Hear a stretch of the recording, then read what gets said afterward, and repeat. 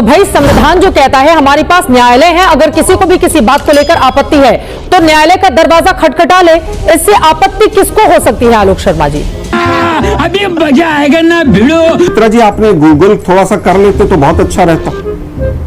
आप बिल्कुल अंधभक्त होके गौरव जी की मोहर लगा रहे हैं बात पर।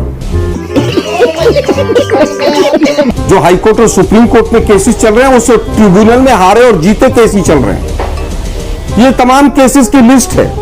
सैकड़ों केस ट्रिब्यूनल में हार के लोग हाईकोर्ट गए हैं और हर हाईकोर्ट में हिंदुस्तान के सैकड़ों केस चल रहे हैं। पता नहीं अनपढ़ लोग किस तरह से कोई भी स्टेटमेंट देके चले जाते हैं आगे। मुझे क्रेडिट नहीं चाहिए। ये रोना आप रोना छोड़ दीजिए। जी, मुझे आपने कहा रोना रोना बंद कीजिए।